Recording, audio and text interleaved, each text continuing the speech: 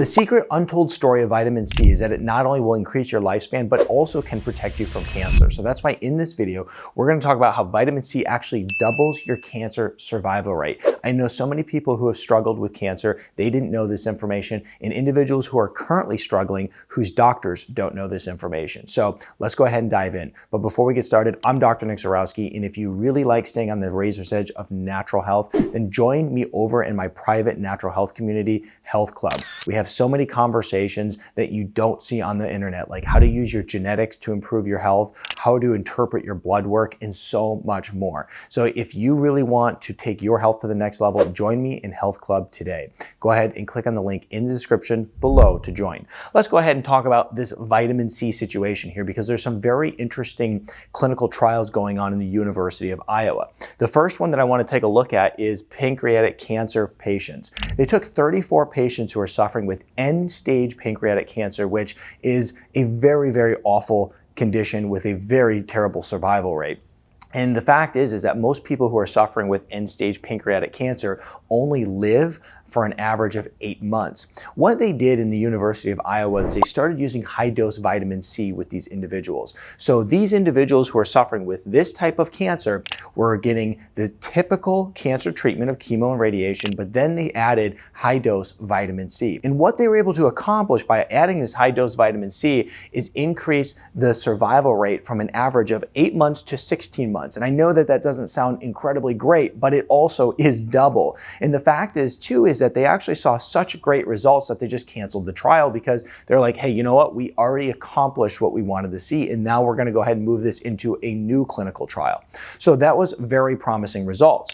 Now, the next study that they're doing is on those who are suffering with glioblastoma. This is a very rapidly progressing brain cancer with, of course, once again, very poor outcomes. Same situation where these individuals were in very bad place and they were going through chemo and radiation. And what they were able to do is increase the survival rate an average of 5 months by going ahead and utilizing high-dose vitamin C. Now, there's a few things to consider here. First of all, these individuals were getting both chemo and radiation. And it begs the question of, well, if they weren't actually getting chemo and radiation, how would they do without that and just the high-dose vitamin C? And the other answer I'd really like to see here is what would happen if you actually started using high-dose vitamin C before you let it to get to the end stage? And that's what we're going to talk about in just a moment. How much vitamin C should you take for more preventative measures?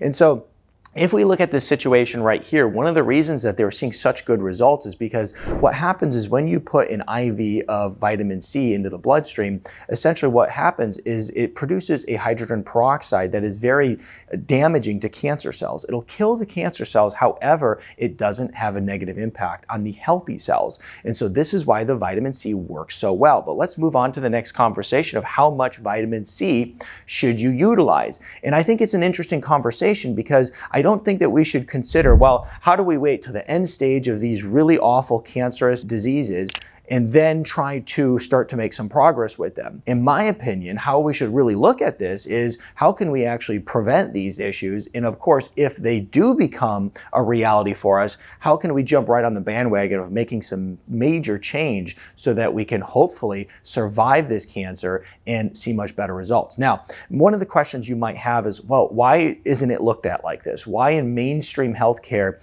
is this not something that people are talking about more? The reality, I think, is probably because of the financial incentive of chemo and radiation versus cheap vitamin C really doesn't have a financial incentive at all. And so unfortunately, I know that sounds very dark, but I think it's quite the reality for us. So how much vitamin C should you actually consume? Well, according to the FDA, they say 90 milligrams of vitamin C is enough to be adequate. Well, the reality is not only do I really not trust too much what the FDA has to say, but also the thing is that you have to consider is we aren't just trying to prevent ourselves from getting scurvy here. We're trying to actually make sure that we can, lower inflammation in our body, reduce oxidative stress. So we're going to want some more than that. Now, Dr. Linus Pauling, who spent 25 years investigating and studying vitamin C, found that a really good amount for a daily dose of vitamin C is about 400 milligrams. This helps act as a cancer prevention method. It also is going to help just lower inflammation and oxidative stress in our bodies. So I think that this is a really good number right here. If you're saying, hey, look, from a preventative standpoint, what could I do? I'm going to stick with this 400 milligrams. Now, here's the thing. When you start taking really high doses of vitamin C, like they're utilizing in these studies right here at the University of Iowa, what essentially happens is you reach a saturation point in the gut, meaning that the gut can't tolerate it. And as a result, you're going to get loose stool, and that's going to be the end of your ability to handle that vitamin C. And so when you start taking around 1,000 milligrams per hour over the course of a couple hours, you'll eventually reach that saturation point. So what I'm essentially saying is that if you were to actually try to get the amount of vitamin C in that they're using in these studies, it wouldn't be tolerated by the body. So here's the key to actually getting the results that they got here is utilizing IV therapy vitamin C. And so they were using around 3,000 to 5,000 milligrams of vitamin C through an IV on a daily basis in order to achieve the results that they were getting.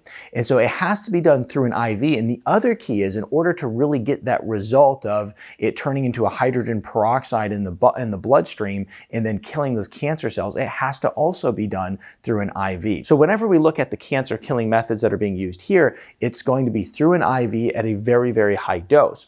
In your own home, if you want to start utilizing more vitamin C in order just from a preventative standpoint, so you don't wait till you have end-stage cancers, what you can do is start utilizing something around 400 milligrams in order to get that preventative benefit that you'd like to see. I like to use a vitamin C powder that I put in my drink. I'll put links in the description below to the quality vitamin C that I personally use because I'm also very skeptical of vitamin C considering a lot of it just comes from cheap GMO corn. So we want to make sure that we're using good quality vitamin C and then getting a dose that is actually sufficient enough to really fight these diseases in our body and help keep our inflammation, oxidative stress down. So hopefully we can avoid cancer. And once again, this is information that I think more people need to see. So give it a thumbs up, share it with those in your life that need this information. And if you enjoyed this video, I'll see you in this video next.